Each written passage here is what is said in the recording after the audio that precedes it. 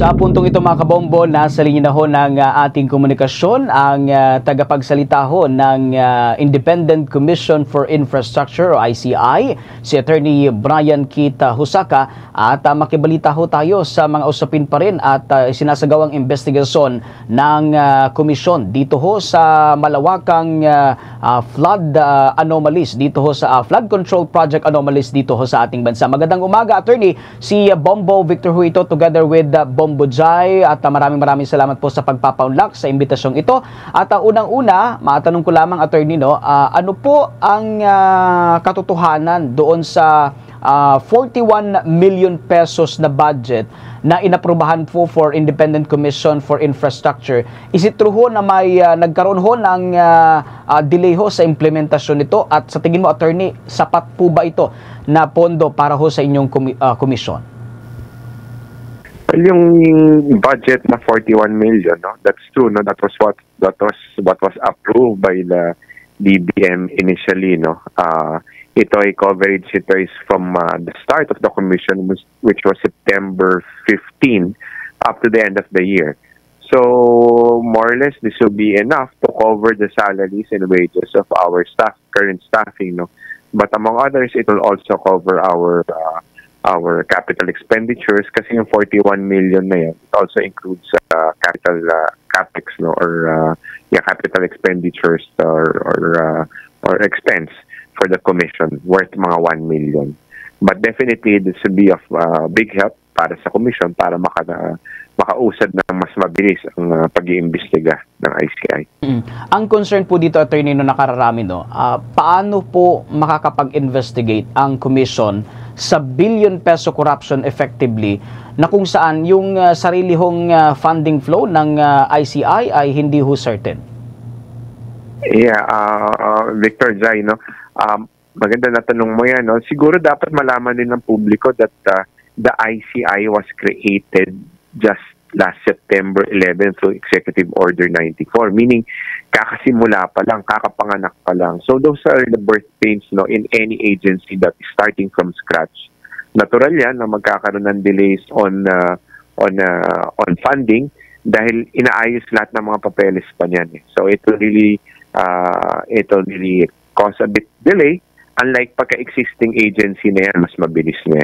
Ito kasi nagsimula tayo sa wala. So that would probably be the reason. In fact, that is the actual reason kung bakit medyo natagalan, because there are requirements coming from the DPM. There were submissions being made by the ICI.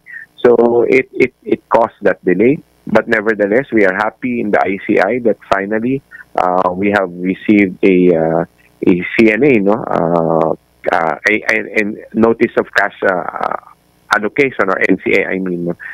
That will be of big help already, no, kasi masisimula na namin yung pag-aayos ng aming plantilla. At the same time, mapapasweldo na namin yung mga staff and other expenses necessary for the ICI to continue with its investment. Ito ho yung tanong, Attorney, nung nakararami, no, dahil nga hindi ganun kalakihan yung pondo ho ng Independent Commission for Infrastructure, and na-delay din ho yung implementation ng para ho sa pondo nito. Well, mayroon bang mga politiko or ibang mga kilalang personalidad na nagtangkang magdagdag o mag-alok ho ng pondo para ho sa komisyon? Right now, as far as funding is concerned, no, malinaw sa EO 94, the funding should be coming from public funds. No? As far as yung sinabi na tulong or maaari, meron nga sinabi ni Secretary Babes, I think a group was able to lend us some equipment which we are using on loan, but definitely may babalik to once we have our own equipment for the ICI. Attorney, sa resignation naman ni na Commissioner Rogelio Singson and Advisor Benjamin Magalong, both citing stress and health, does this signal na masyadong mabigat ang mandato at tungkulin ng Independent Commission under its current structure? Yes, Victor Jai, hindi na ako, didiretso na ako. Totoo naman talaga mabigat ang trabaho. Nakikita yan ng mga kaibigan natin sa media na nandito sa ICI or nasa ICI. Every day also nakikita nila how hectic the work is, how rigorous the needs are, no, by the commission as far as the personnel are concerned, no? Kasi talagang nagsusumikap kami hindi madali ang trabaho. Naririnig namin yung clamor ng taong bayan for justice and for accountability. And ito yung it's our kumbaga it adds pressure to us, but we understand the clamor kasi kami mismo we want to get to the truth. We want to know those people who are responsible for this anomalous infrastructure projects, and we want the money to be returned to the people. Ganyan kahigpit, ganyan kabigat ang trabaho. Kasi the fact nga, sabi nga ni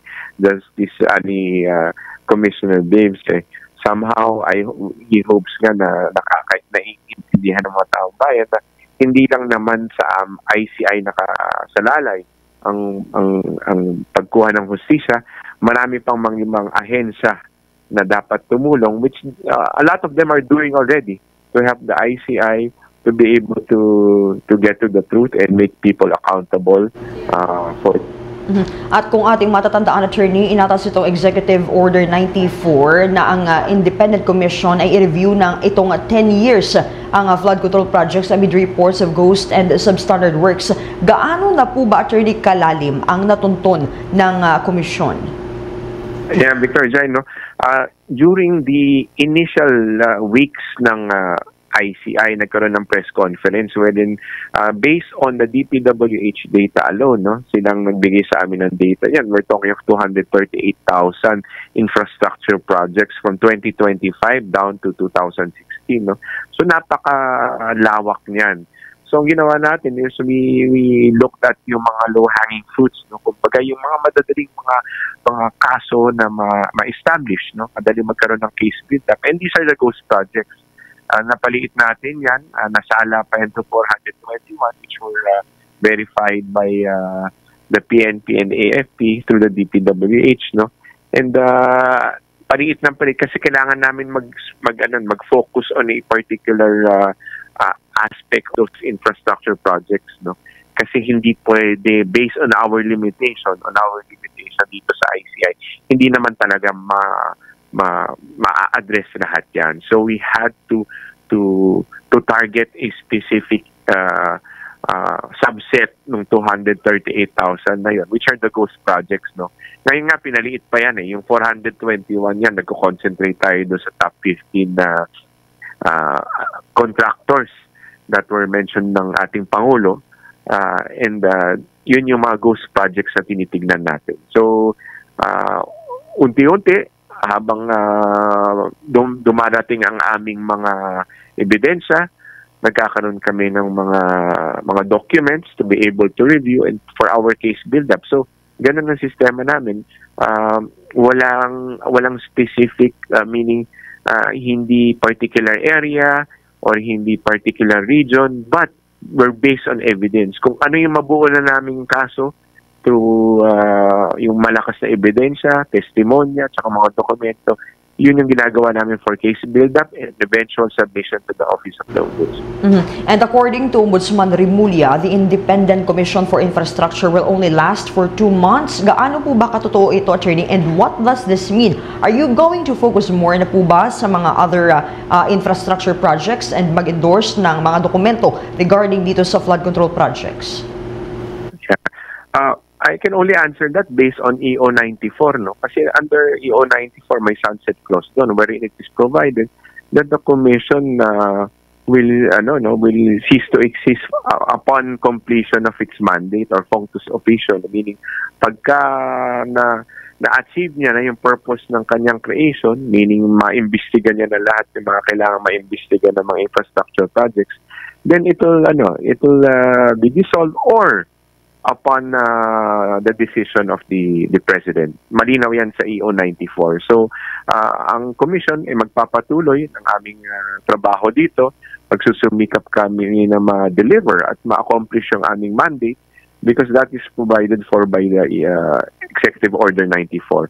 But nevertheless, as per that sunset provision, nakalagay naman doon that the President will have the prerogative to dissolve it if he sees fit, Yeah.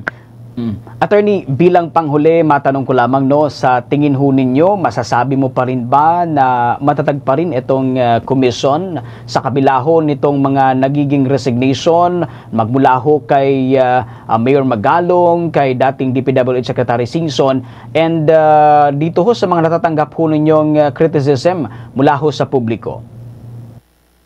Well, of course, nakita ko naman yung dedication ng commissioners, no? The same time, the chairman on how to deliver the mandate, and we are all focused to be able to perform our mandate para magampanan namin ang tungkulin namin based on EO 94. Gaya nga ng sinabi mo na nagkaroon na ng resignation si Commissioner Dave Singson. However, he also said that any time that the commission would need him in any way, as probably to consult him, he is available. So, on that basis, natutuwa kami dahil kahit papano alam namin na nandyan pa rin siya. Anytime that we need to confer with him for any technical aspect or for consultation, nandyan siya. So, in that case, parang hindi pa rin naman siya nawawala. So, we're comforted by that fact, by that statement by Commissioner Dave Singson, and we will continue with our mandate. We will continue with our duties. We will investigate because we do owe this to the Filipino people, and we want to know the truth, and we want to make those responsible accountable. With that, Attorney, maraming salamat ho sa mga impormasyon na ibinahagi mo sa panem nito. Magandang umaga. Kabombot ka, Sir Nation, nakapanim natin walang iba ang tagapagsalita ho ng binuong Independent Commission for Infrastructure, si Attorney Brian Kit Hosaka. For the most trusted source of news and information, visit our website at www.bomboradio.com. Follow us on Bombo Radio mobile app, Facebook, YouTube, TikTok, and X, formerly Twitter. Like, share, and stay connected. Anytime, anywhere.